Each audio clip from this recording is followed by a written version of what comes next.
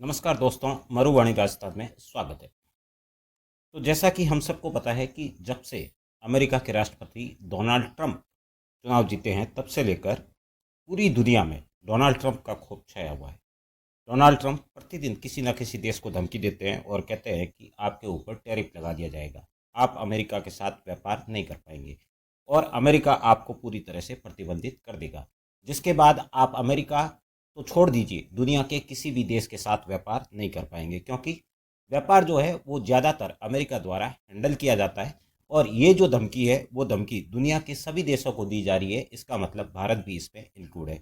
भारत को भी बार बार धमकी दी जा रही है कि भारत के ऊपर 30% टैरिफ टैक्स लगा दिया जाएगा, यानी जिसे आप ट्रंप टैरिफ के नाम से भी जानते हैं। ये ट्रंप टैरिफ, जो ट्रंप द्वारा धमकियां दी जा रही है टैरिफ की, उस टैरिफ को ही कहा जा रहा है ट्रंप टैरिफ। तो ट्रंप टैरिफ के बारे में आपने सुना ही होगा।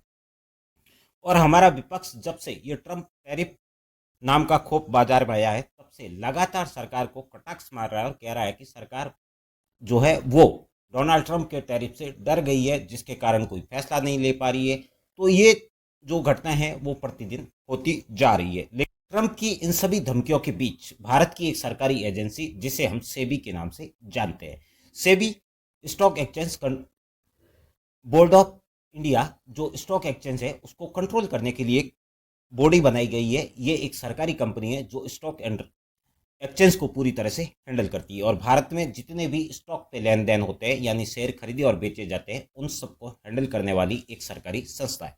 इस संस्था ने एक अमेरिकन कंपनी के ऊपर एक्शन लिया है, जिसके बाद पूरी दुनिया हिलकर रह गई है।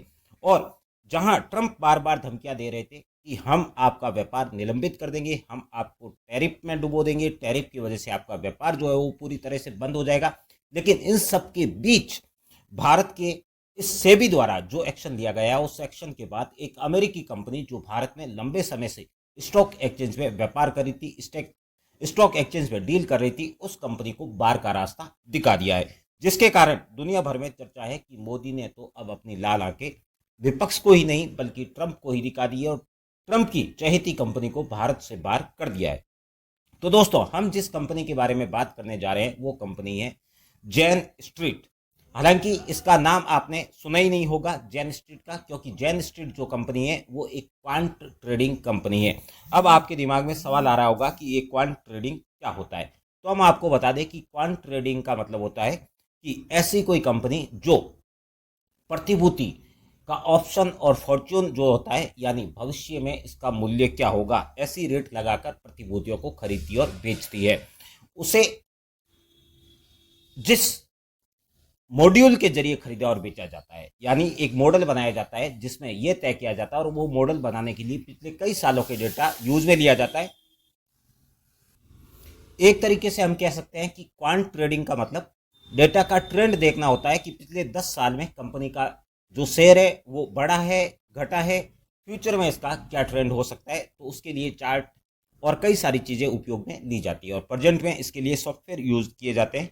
और यही सॉफ्टवेयर के जरिए जैन स्ट्रीट जो है वो भारत में भी शेयर्स का भविष्य में मूल्य क्या होगा ये तय करके शेयर खरीदती और बेचती थी।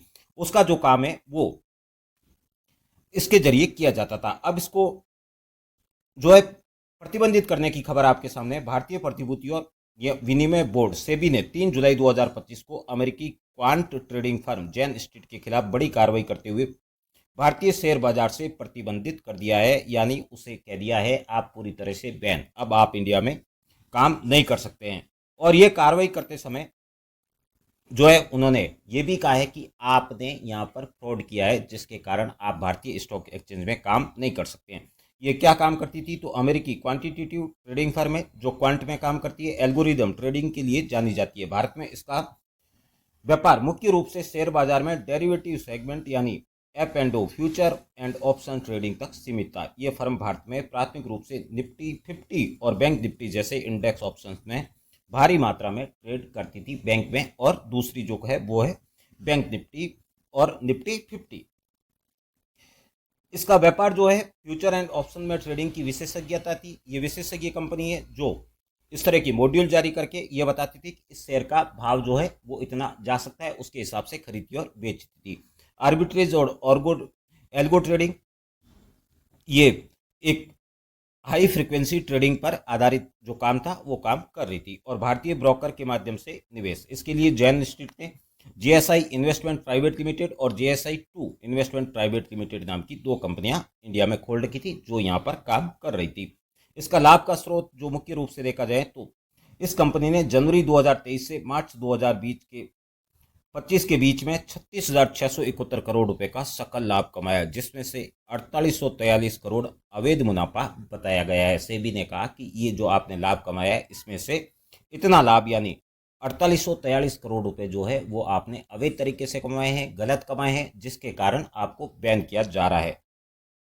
अब इसको बैन करने का जो मुख्य कारण है वो क्या है कि अवैध हुआ है। अब आपके दिमाग में सवाल आ रहा होगा कि अवैध कमाई कैसे हुई है। तो आपको बता दें कि फ्यूचर में कंपनी ने किसी शेयर का रेट बताया कि ये रेट हो सकता है फ्यूचर में, और इसलिए मैं इस शेयर को खरीद रहा हूँ आज।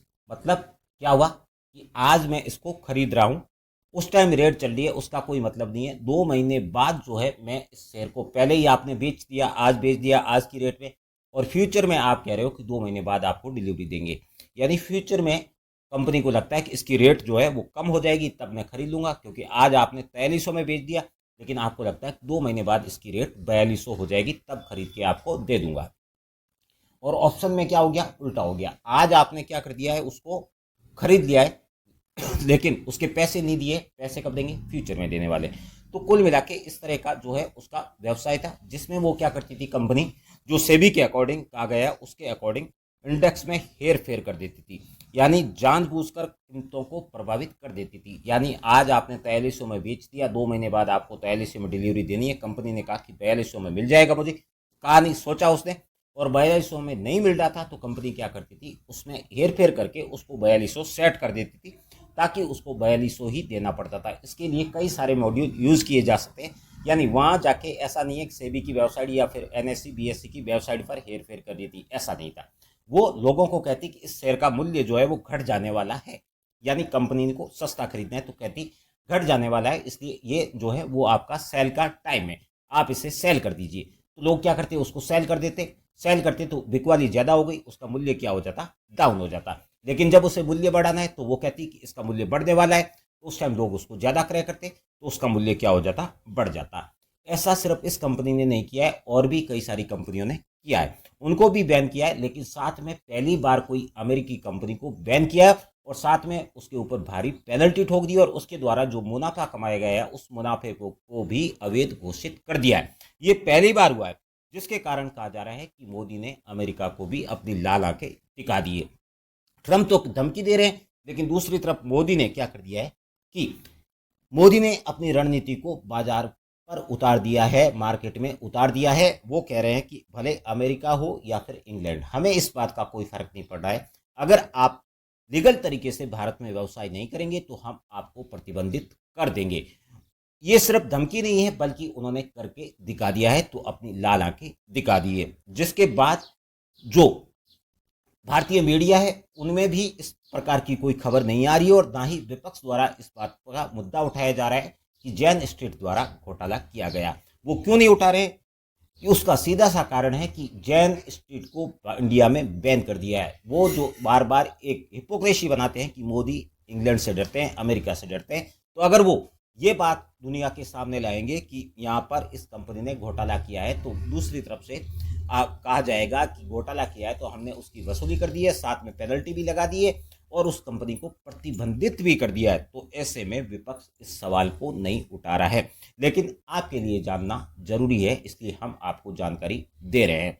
तो ऐसे में विपक्ष द्वारा जो हिपोक्रेसी बनाई जा रही है, आपको उस हिपोक्रेसी से दूर होकर असली मार्केट को समझना होगा, और असली मार्केट में देखना होगा कि भारत में किसी भी चीज़ की कोई भी डर और खौफ नहीं है, और ना ही जो ट्रंप द्वारा टैरिफ की धमकियां दी जा रही है उससे भारत डरने वाला है।